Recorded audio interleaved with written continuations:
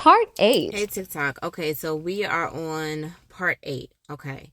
So my mom is now in the hospital. We're trying to get an attorney so that we can file an emergency hearing with probate court so that we can get get a handle on what's going on with her medically, and so that we can get the house off the market and get these people out of paperwork. Um so in the meantime, in between time, we find an attorney, we submit the paperwork. We're waiting for them to come back to us with some kind of court date or something.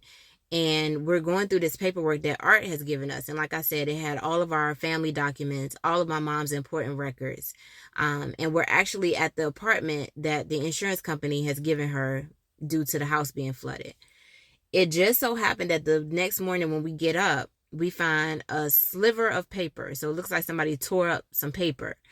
On that sliver of paper was my mom's account numbers, her debit card numbers, and her PIN numbers associated with it. So, of course, now we got to look into the accounts to see what's going on. In the meantime, Art is talking to me, myself, and my sister about the rest of the items that she has at her house.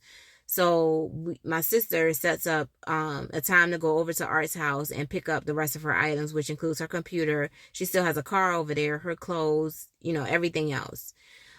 So I tell my sister, I'm like, listen, when you go over there, you need to record her just in case. So they get to talking, and my sister, of course, has an attitude because she's like, you got all of her stuff. Why didn't you call us? So Art is trying to defend herself, saying, well, she told me not to say anything. I didn't know what to do.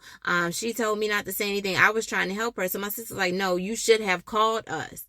So Art gets upset because my sister clearly has an attitude, and she tells her, well, I'm not going to tell you anymore. I'm not going to help you anymore. Her selling the house, that was a political thing. So I don't, I'm trying to help you guys, and that's fine. I'm just not going to help anymore. So you can get out.